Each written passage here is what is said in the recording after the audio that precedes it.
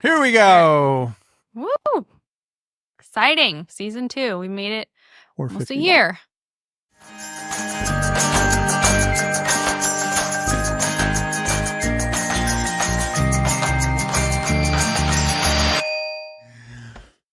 Hey, everybody. Welcome to From the Ground Up. I'm Zach Conway here with Kelsey, McKenna. We're building seeds from the ground up, talking about building businesses from the ground up. So we called the podcast From the Ground Up.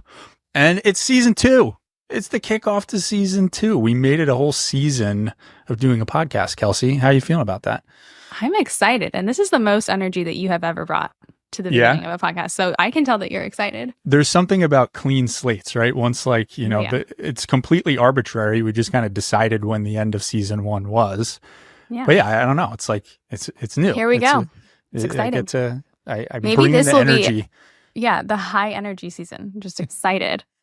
We are a lot more casual now. Like if you're listening and you go back to the first episode of season 1, our Blu-ray set, the season 2 will be called the high energy season. That sounds good. All right. Well, we are jumping into season 2 with a topic that I think is, the ironically overlooked kind of most important thing to how to build businesses from the ground up, which is you have to actually find customers to deliver your new thing to. So as listeners know, we're building seeds. We're building seeds in the wealth management space. Our customers, very broadly speaking, are human financial advisors. But I think it's a good example of that is in and of itself, a very broad term. So, you can do this very, here's human people, and then narrowing down what we mean by our customer. And so how you can actually generate the leads to your business that are going to want to buy your product and pay you for it on an ongoing basis. That's what we're going to break down. Our biggest takeaways or tips around how to actually get in front of the right people that are going to do that. So why don't you start us in season 2 of your best idea? How do you actually, as a business, you can give examples maybe around the advisory space, but really just in general, how to get leads so that you can sell your stuff. Yeah. So how to get high quality leads. So leads that are likely the right kind of lead, the kind of lead that you could possibly convert. Yeah. Not just a person's name and email that you can target. So yeah, I think the order we're going in is not like top tips. This is more like in a sequential order, because I do feel like this is one of those topics where you kind of have to build upon. I can't just go out of order, I guess, is the point. So, and actually my 3 are a cycle. So this is tricky. So I'm going to start somewhere, but these 3 all tie together. So at the end, we'll tie this all up with a bow, and we'll see if ours are aligned, since we talk about this a lot. But basically, you have to make sure that you are defining your ideal client. And when you start, you may not really know what that is. You may be just guessing, but you have to start somewhere. You have to be trying to get in front of someone.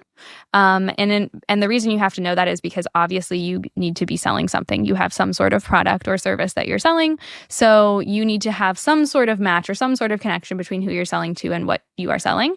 And so that is where I'm going to start. But I could argue any of my 3 starting there and just doing the cycle. So it's a little bit tricky. So the reason that this is important, just to be very clear, is because I do notice a lot of times, how should we say this? You're just kind of aiming at nothing, right? You're posting to social media. I like watching you try to be nice about about stuff that I'm not normally nice about. Yeah. Yeah. It's just posting to social media, or throwing up a blog post, or throwing out an email, sending a random email with your thoughts on something without any regard to who is consuming it and who you're trying to provide value to. So that's where I'm going to start, is with defining your target audience or your target client persona. Okay, I may just stay in the same point for a second. And I don't know if this is going to end up being 3 exactly. I think we're going to work our way through the cycle, to your point. So my add-on is to be really specific about what that means. So again, I use in our space, it's you could say human financial advisor as the broadest version of that addressable market and who your leads could be.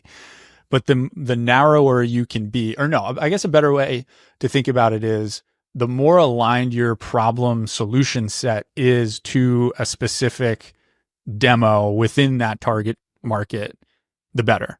So we've had, people on the podcast before that talk about like really specific niche approach and how powerful that can be, because you can focus your story so clearly and your value proposition so clearly around the most specific type of lead, the type of customer.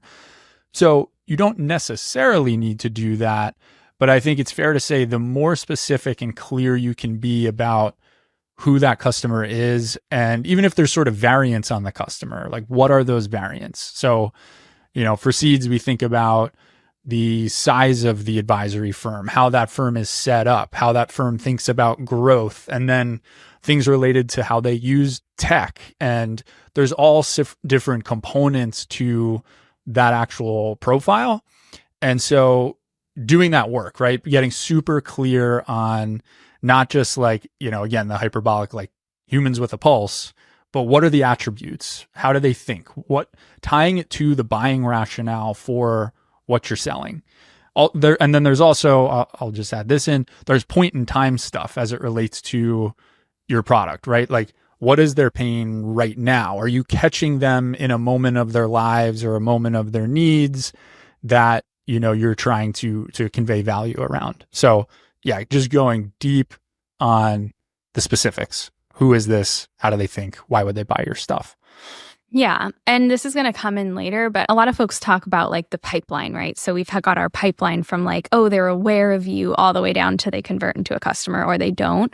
So there's a lot of talk about that, but all of what you're learning throughout that pipeline and all of what you're gathering from these potential ideal customers is, like I mentioned, cycled back through. So I think it's okay to start without super, super narrow granular focus, but you do need to start somewhere and think you're talking to someone. So like, think about it. If you're going to create kind of your overview deck where you're talking about your product service offering that you're going to present at some point in this process, you need to know who you're presenting that to. You need to guess, at least to start. And it is an iterative process, and you're going to get more and more granular over time.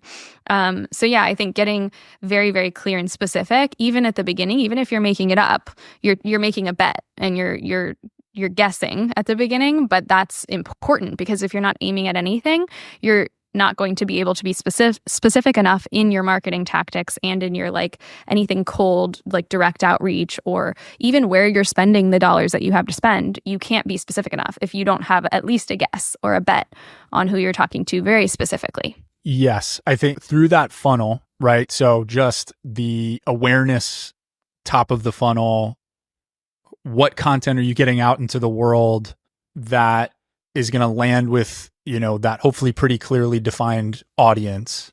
And then as they move through the funnel and begin to engage and, click through the educational process of your marketing funnel, you should be, in the same way that you're going to potentially hone the persona and you're honing the product, you're honing the tactics through the funnel the whole time as well. So I see a lot of times, I see this in advisory firms, but businesses in general, there's just like a momentum problem. It's like, I don't know what to try, so I'm not trying anything at all in any phase of that funnel, right? Like, so this is kind of talking out of both sides of our mouth a little bit of like, I'm not sure what that sort of broad audience content should be, because maybe I am nervous that I haven't fully honed who my audience is.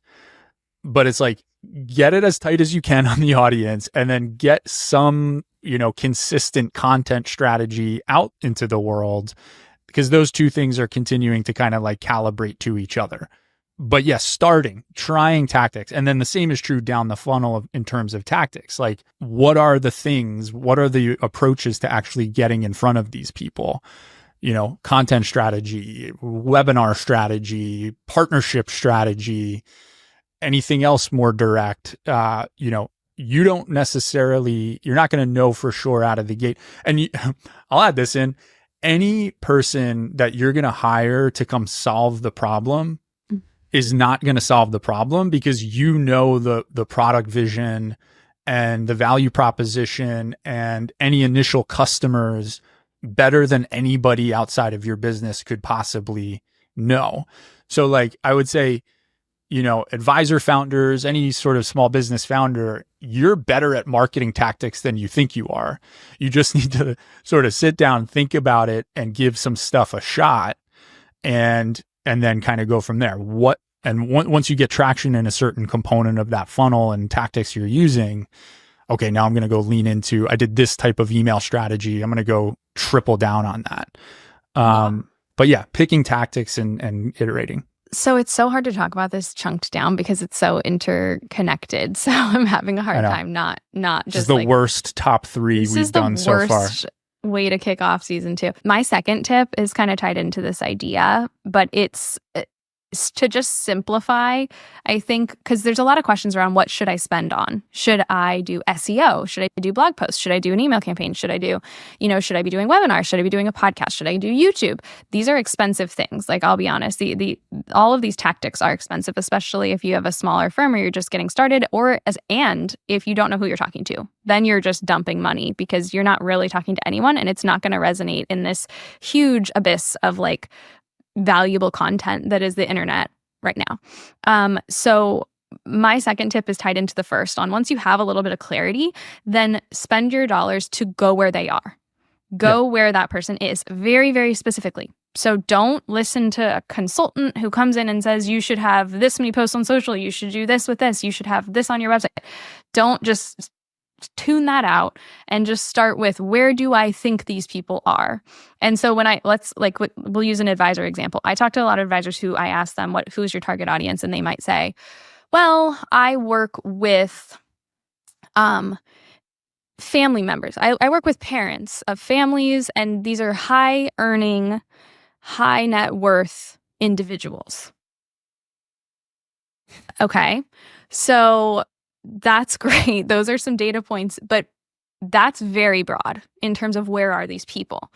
Getting a little bit more narrow in terms of like what type of person and who is the decision maker who's actually on the internet or at an event or somewhere on someone else's email list in some partner's, a customer of a partner.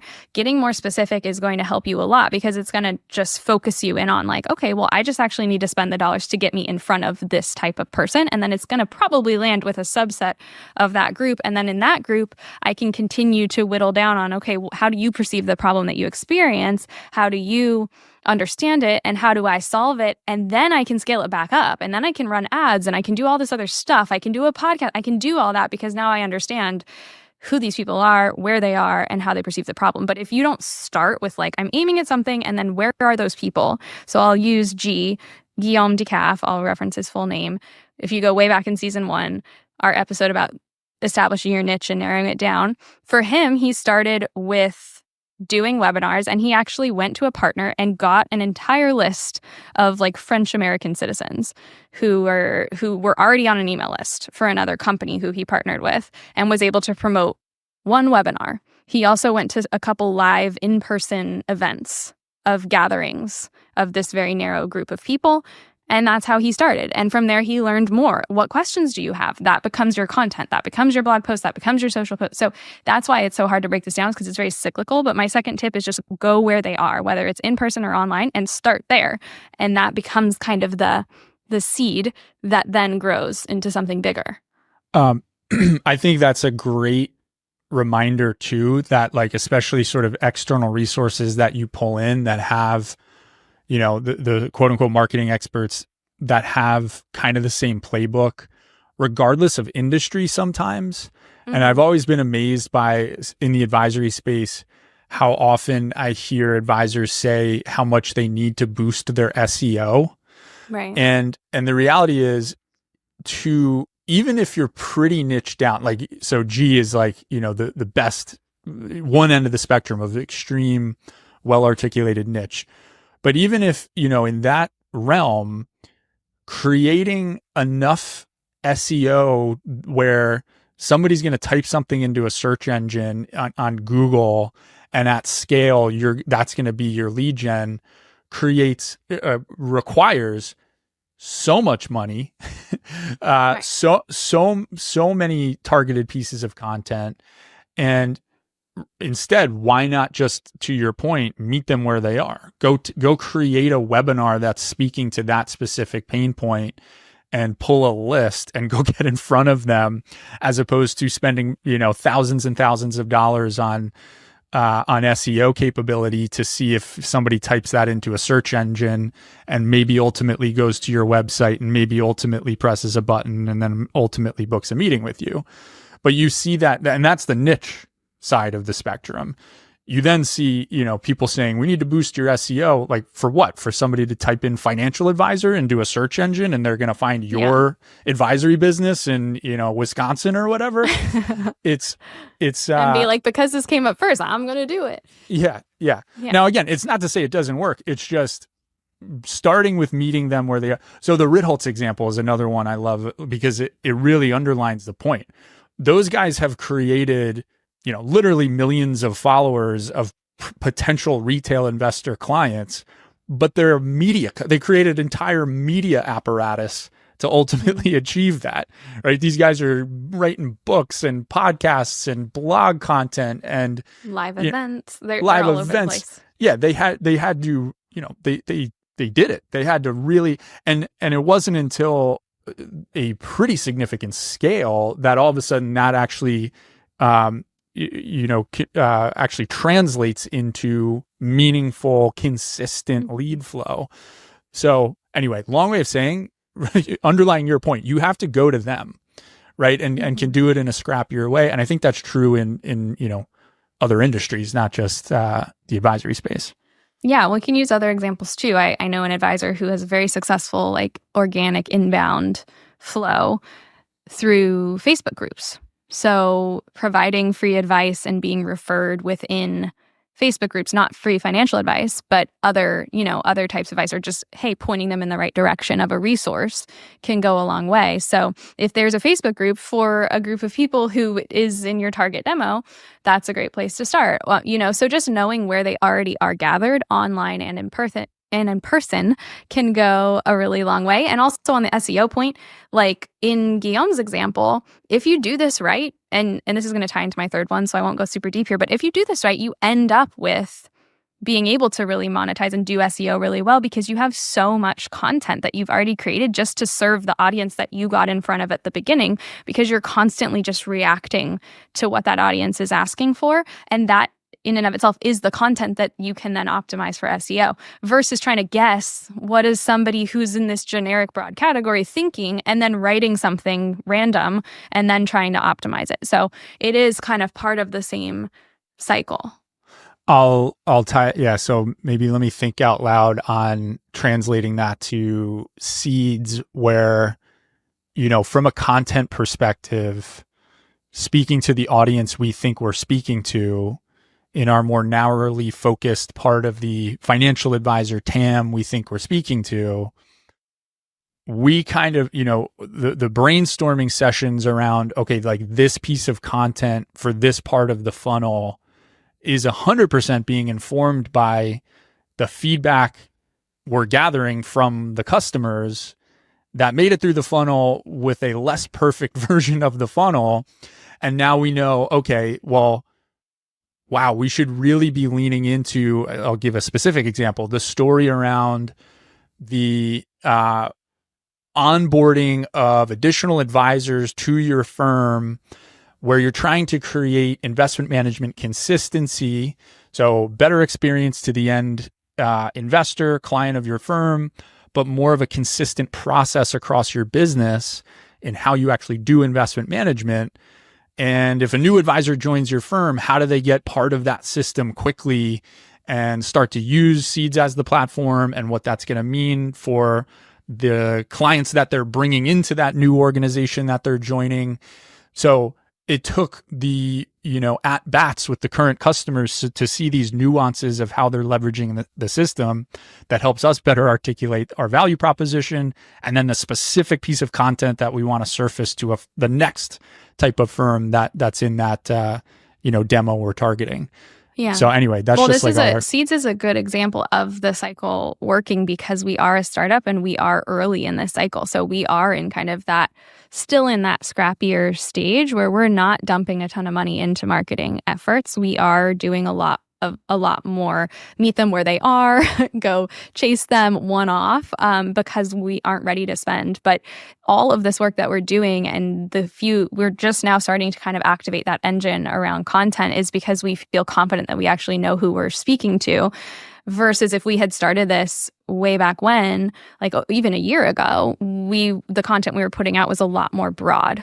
It was a lot more, it was less informed by real people and real problem statements and real concerns that they have. And it was a lot more like, here's what we think people are talking and asking about. Purely thesis driven, right? Like only about what our gut instinct is about the problem in the industry we're trying to address, which is not to say we've, dramatically moved away from that, but there's a way to make it customer centered and not our sort of pontification of the industry. It's here's how this actually, helps you. And by the way, like I'm now thinking through and hopefully what backs up us making these points, we've made these mistakes of like, I've spent, Seeds has spent a lot of money on, should we do, more sort of like, should we deploy capital into like LinkedIn ads or, do this over here? And now that's more appropriate. But back at the beginning when it was like, that's just like broad top of funnel, let's put an ad out there to tell this thesis story about the product. But we hadn't even really honed, that buyer rationale and that buyer persona and all of those things. The only thing we've consistently done is this podcast, which serves more than just the purpose of informing prospects about what we do. It's also for potential employees. There's a lot of different purposes of this one tactic that we've committed to, but we're now finally like expanding back out. I think we were spending a lot in different areas and not seeing the return, and it's for this very reason. And you see that with our within our advisor firms that I've talked to as well. You see the same thing where it's like you dip your toes into things and you're like, this isn't really working. The reason it might not be working is because you don't know who you're talking to and you don't know what you're saying. You don't know what resonates. You don't know how they think about the problem, how they want you to answer the problem, or what messaging even works. If you can't do it one-to-one, you can't do it one-to-many. Like that's at least my take. I know that's probably like a hot take on this, but you can't. If you can't convince one person. Absolutely. We should continue to underline that point of like, if you can't articulate it, the random person who's never spent time in your industry that has some, marketing sales credentials is not going to be able to come up with the tactics that are going to work. Yeah. So you can't pay the problem down. You can hire good people. You can hire good contractors who can help you solve this for sure, who have the expertise you don't have. But if you don't understand the problem and you don't understand the customer and you don't understand how your product does or does not solve the problem, that's a whole other. You may have work to do on the product before you spend money. And I think that's actually a good way.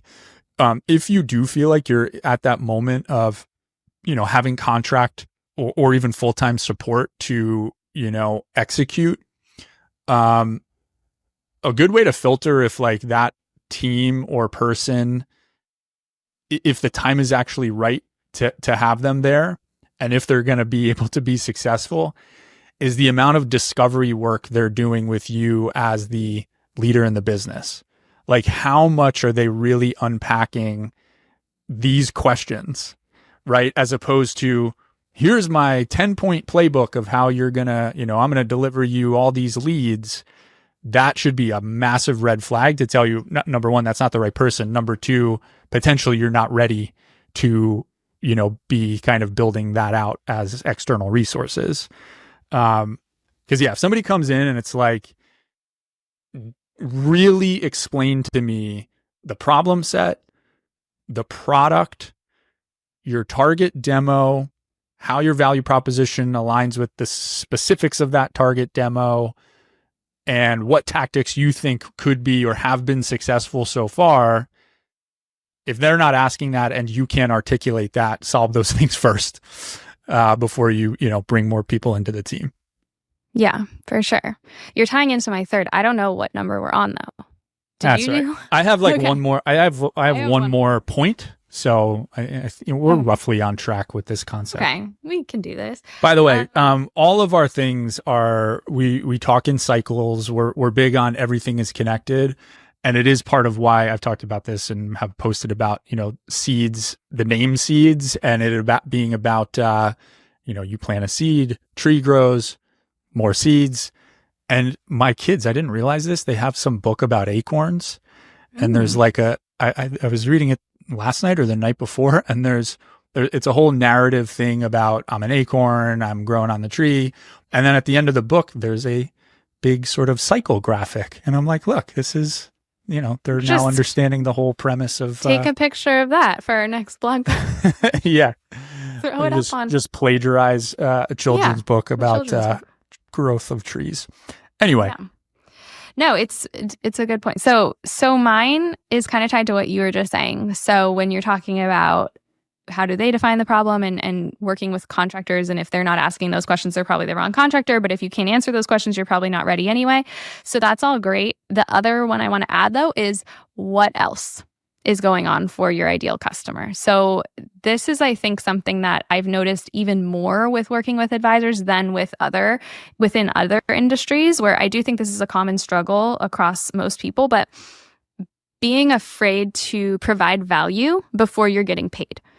In my opinion, my take on this is that the more value you can provide for free, the more leads you will get, and the more quickly you will close those leads. So the reduced cost of trying to close them and work them, and the better customers they will be from the beginning.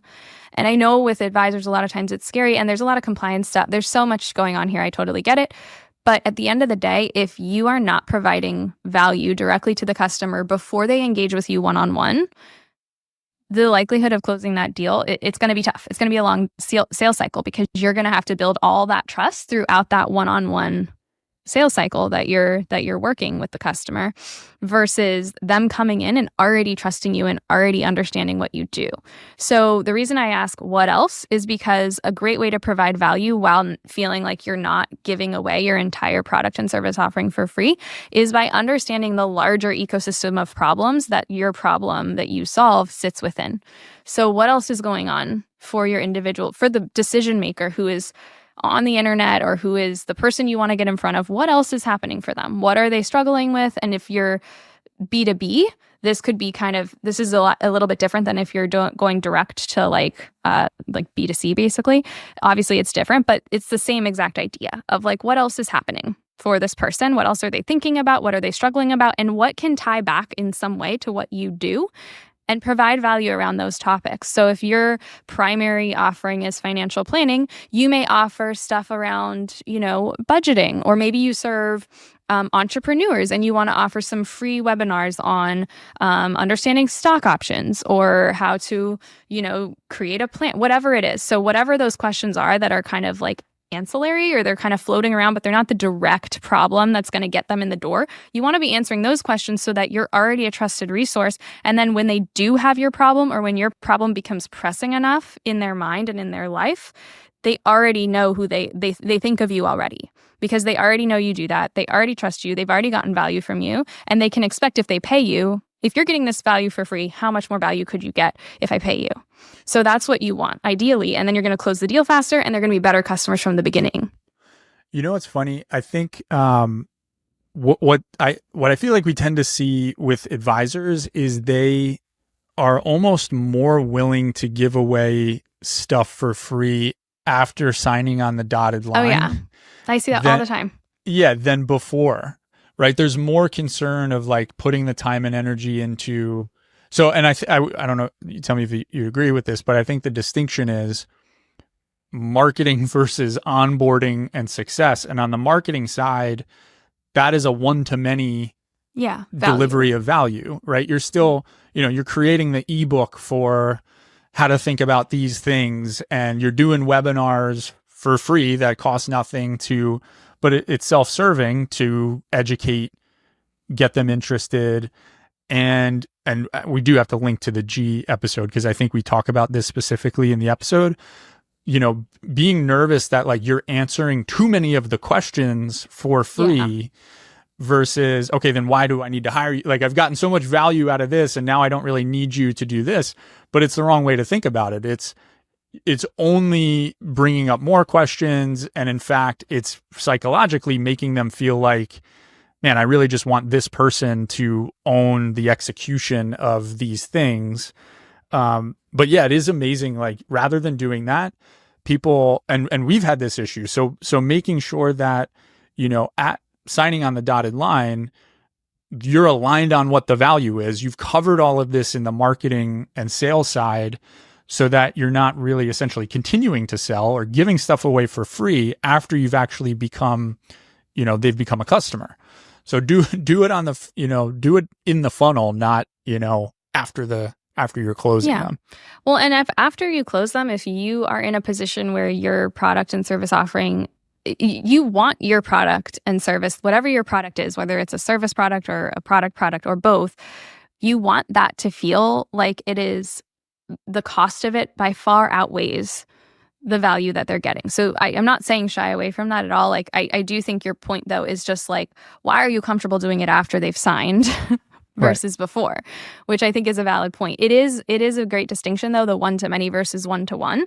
You can do a little bit one-to-one pre-close. Like, you can be providing consultations. I see that a lot, or like quick 15-minute Q&A sessions or whatever works for you. But most of it, if you want to really scale this, should be resources. So use those one-on-one consultations early on. If you don't close the deal, use that to create a resource that you can use over and over as a lead magnet on your website to get people on your email list to then provide more value via email. Like, that's how the cycle works, is that every single person you get in front of who is that right target audience for you should be more information and more like tinder for the fire that you're building here. Like, that's really the goal. And I do think that providing as much value as possible at the beginning of the relationship pays off by far. You're going to have much more grace. We've talked about what happens after you close if you mess it up. They're going to already have trust in you. They're already going to be more willing to give you what you need in order to onboard them effectively. Like, there's so many benefits to having that really positive, strong relationship going into a one-on-one relationship in the sales process, and then a one-on-one onboarding experience.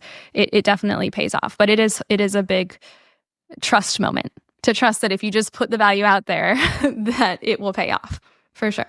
I think it should speak for itself, right? If you are creating an audience that's clicking buttons and paying attention to the quote unquote free stuff you're putting out into the world, that's a really, really good sign. Mm-hmm. So yeah, that should be the focus.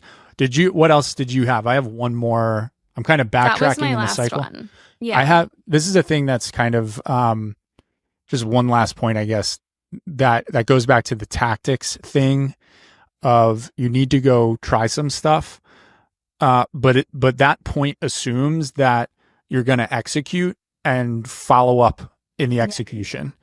So that's been one of our struggles of like, okay, yeah, let's go try something, but are you actually trying it? Because you can't measure against it unless you're actually doing it. So for example, let's say in an advisory business, you're going to have sort of like a more targeted, I don't know, like LinkedIn approach, or no, let's do something different. Let's say, you're going to do webinar campaigns that are sort of educational and this one-to-many thing we're talking about.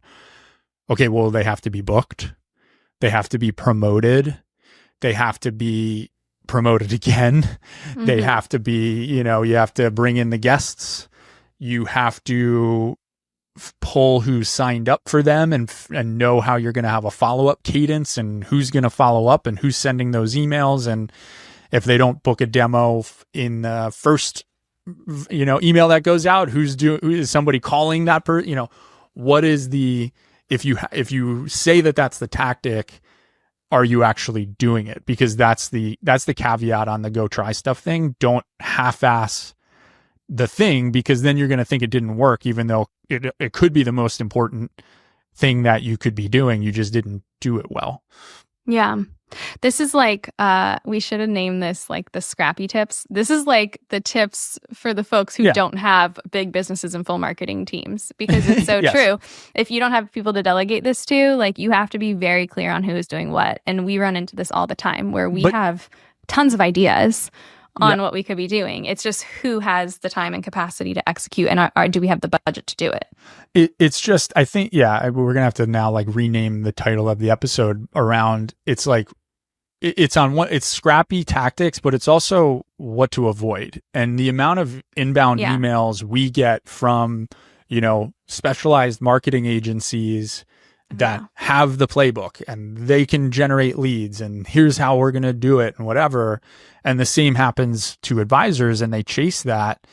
It's just, it's scary, right? Because again, all the things we talked about, if you're not establishing the basics, you're better at this stuff than you think you are. You just need to pause and, make some basic decisions. Yeah. It's kind of like it depends what your goals are too. Like we're assuming that you want to have kind of a marketing engine that turns in leads on a regular basis that regularly convert. So that's kind of the assumption going on in this conversation for sure. I do know there are advisors who they'd be happy to close one new client a quarter. You know what I mean? Like they're not, they don't have the same growth goals. And that I think is a totally different strategy. So I do think we should have probably said that, but define what you are trying to do because that's obviously going to matter a lot. And if you don't have these big goals, then don't even bother with some of this stuff. You can get by with scrappy tactics the whole time. But just like in building a startup where you're trying to scale other parts of the business, it's the same idea. If you don't have something figured out, you can't scale it. If you can't do it once, you can't scale it. Don't scale something that sucks. I will never stop saying it. I know it's not catchy enough, but don't scale something that sucks. Don't dump money into something that you yourself don't understand and don't feel confident that you have enough, that you don't have enough confidence in to say, okay, it's worth this amount of money being poured into this and let's replicate this and let's just keep doing more and more and more of it. It's not quite as catchy as tiny fingers and tiny toes. You know what? I was going to bring it up. So tiny hands, it's tiny hands. This is exactly what you're saying. Tiny hands means you can't be afraid to do the tiny little work. Or if you are not going to do it, who's going to do it? Because in this, everything we're talking about, the devil is in the details here. If you can hire a firm and be like, hey, they're going to produce our webinars. But that doesn't mean that they're going to make sure your lead list is clean and that the follow-ups are going out the right way and that you know how to get guests booked and how to prep the guests and what do the guests, so what exactly are they doing? And then who is doing all of the dirty work of all of this for sure? Because there's so much money and there's so many vendors out there who are going to want to take that money. And if you're going to do it, you got to be prepared for everything. And again, back to my point on like, if you are looking to have external resources and my point on they should be doing a deep discovery on, have you checked all of these boxes? Have you thought through all of these things? Have you done any tactics? What's worked so far? The one other massive question they should be asking that we won't get into because it's a whole different beast, but is, God forbid you have leads. How are they worked? So once what are you going to do with the lead? What are you going to do with the lead? What's the actual sales process? We should do a whole episode on that because I do think I've talked to a lot of advisors where that is a struggle. Momentum is a huge problem with these sorts of we call them deals, but whatever you want to call them, process. Because this is a whole thing. So we'll try not to go down the rabbit hole. But if you think of, to get in front of a new prospective customer, there's a massive difference between qualifying a lead coming out of the woodwork versus a referral from one of your best clients. Mm-hmm. And so there's then a whole piece to this of they may both be qualified in however you're quantifying that and believe they check all the persona boxes they should check. But that first quote unquote sales meeting won't necessarily be the same conversation for either of those. So if it's like, oh, we know how to do sales because every prospect for the last decade has been a referral, and now you want to turn on lead gen, that first meeting isn't going to be the same. Again, hopefully they're well qualified and they're scrubbed and they've made it through the funnel. But you're going to end up getting questions you've never gotten before. And to be prepared for that, and how does that move through an actual sales process in a different way than, what a referral lead might look like. Yeah. And do you have the time to work them? And if you don't, who's working them? Because if this is a new inbound flow for you. Like you mentioned, it is going to be different. And can you trust the person that you're putting on it to be gathering those insights and making adjustments? There could be adjustments that need to be made higher up in the funnel. It could just be with the collateral you have. It could be with the product and service offering. Whoever is that person working those calls is going to be the tip of the spear. They're going to be the one who is ingesting all of this information and deciding what to share with the rest of the team. And so we won't go down that rabbit hole either, but there are a lot of like problems that you can run into if you don't think through that whole piece of this as well.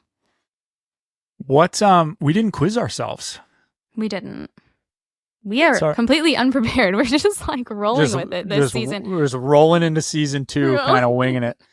All right. So yeah, what's our like self-analysis of our I'm trying to think. What is like, I guess we covered it at the end of season 1 of what our biggest, most important takeaways of all of our self-analysis stuff was. Obviously mine being how psychologically similar I am to Taylor Swift. So I guess yours being that you did not really consider any of my psychological assessments and make any adjustments to how you're working with me. However, I have made quite a few adjustments to how I'm working with you. If you understood my persona based on my assessments, you would know how much I would struggle with adapting to your persona information. Your persona requires me to lay out in very plain terms exactly what you need to do to understand my persona. Yeah, the whole premise of this was to, actually do something with this information. And I know your persona makes that difficult for you. So here's how we're going to do that for me. That's what I was expecting. I see. Well, my bad. Yeah. My apologies. Yeah. All right. Well, more assessments to come. We, as we ramp up season 2, we need people to give us some ideas as to how to analyze ourselves and ask questions. Mailbag. Question time. I don't know. Oh yeah. We're only gonna do if it's like a good question, because we get questions all the time. So we've just decided we're gonna not do it if we don't have a good one. Yeah, and we like the like super, we can do whole episodes around like very, very specific tactical things. And we also like the broader, if it's like advisor industry trend type questions or, any kind of market trends and things like that. Questions around that have been cool as well. So, all right, what else? Anything before we, one of my idioms, land the plane? Land the plane? No, but if you are listening and you've made it this far, feel free to send us any feedback that you have or anything that you'd like to hear in season 2. Any guests, we're going to bring on guests a little bit more frequently, so have kind of a balance between just us and then us and a guest. So let us know if there are topics or guests or anything. We're just going to come in and do what we want, apparently. We're just the